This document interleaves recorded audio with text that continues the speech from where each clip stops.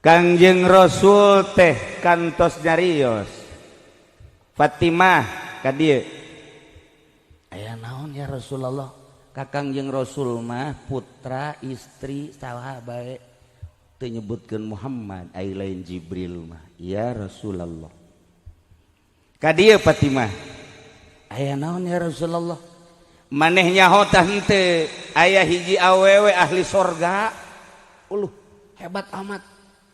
di mana ya Rasulullah ti dieu lurus di ditu aya pengkolan ka kenca mengkol ka kenca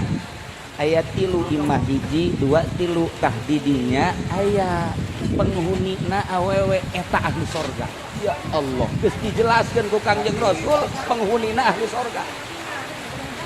cek Siti Fatimah hayang geura isuk amat geus manggihan eta awewe dek ditanya saha ngaranna kahiji nomor kadua na pagaweana naon pan ieu nu nyarios ka Kangjeng Rasul di dieu ge sok kitu cek Pak Haji Agus Salim di dieu lempeng belok kanan aya jahe emang kitu bae nya mah teu di mana masalah emang kelasna di jahe meureun tah isukna isuk Siti Fatimah masyaallah geus teu kuat langsung berangkat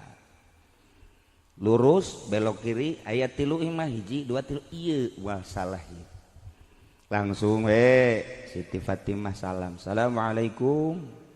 dibuka waalaikumsalam Masya Allah cek eta awewe ieu mah Fatimah sumuhun isuk-isuk boga tamu putri Rasul bungahna luar biasa uhud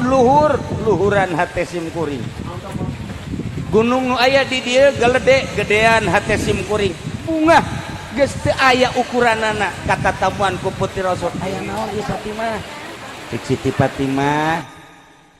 henteu aya naon sim kuring mah hayang ngobrol bae biasa teu ngobrol sumuhun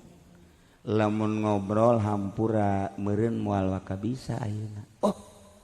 cek si Fatimah kunaon emang si Siti Fatimah make teu bisa dantaran sim kuring mah lamun ngobrol kudu bebeja heula ka salaki sedengkeun salaki kuari keur kaladang jadi kula mah teu wani ngobrol jeung saha bae lamun can bebeja ka salaki percis disolok jengkol percis awewe disolok jengkol kitu kan Haji pan seuri bagon henteu ya Allah cek Siti Fatimah mulai siga nya ieu mah hebat pisan kieu atuh isuk atuh abdi ka dieu rek ngobrolnya mangga isuk jam sabaraha Fatimah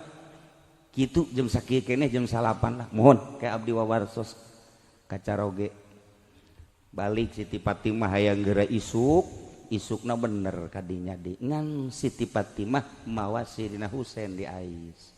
assalamualaikum waalaikumsalam Fatimahnya mohon bade ngobrol teh kan mohon abdi parantos laporan ka salaki alhamdulillah salaki ngizinan ai ngobrol jeung Fatimah mah ngan teu bebeja sugan teh moal mawa anak moal mawa Sirina Husein kuring teu bebeja ka salaki bahwa anjeun ka dieuna rek mawa anak moal jadi apa ieu mah masyaallah indah amat eta lamun disolok jengkol aya nu kos kitu tatangga datang kadinya ulah ka dieu sebab ulah ieu encan bebeja ka salaki belah dieu datang ke heula sebab can bebeja ka salaki mantep tah lamun kos kitu moal aya kacurigaan urang mah salaki ge kadar ieu ka dieu geura ayeuna berjamaah yeuh nonton TV geura tuh istiqomah urang ieu isuk bae atulah kula ka dieu deui jeung sakieu ngan moal mawa anak sok kacaritakeun ka 3 poena datanglah Siti Fatimah kadinya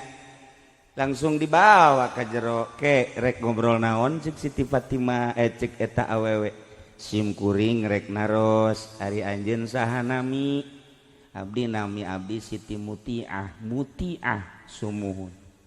ikitu aya naon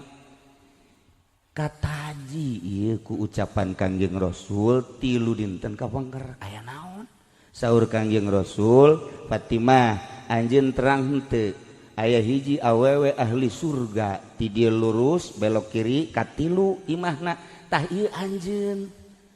cerik banehanana bener Kangjeng Rasul nyarioskeun bahwa simkuring teh ahli sorga sumuhun ta ieu mah nu rek ditaroskeun teh cek Siti Fatimah boga pagawean naon coba mun salat kos kumaha bentuk salatna mun puasa sabaraha poe samingguna atawa sabulanna mun maca Quran tamat sabaraha poe sa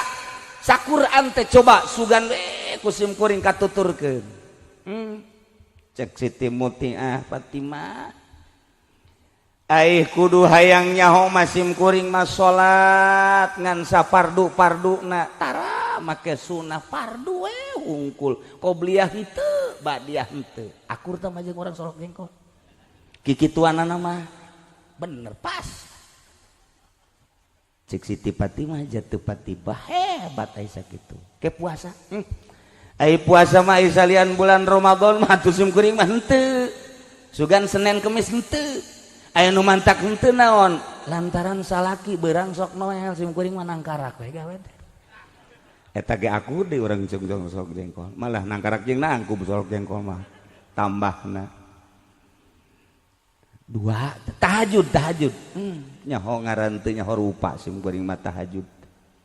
haju pagawean naon di sedekah sugan sedekah di mana atuh Fatimah imah gerek rubuh kieu boro-boro sedekah jang batur jang sorangan ge saaya-aya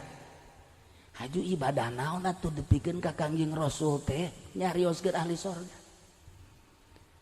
cek Siti Mutiah yu urang ka kamar boa ieu tah aya naon yuk urang ka kamar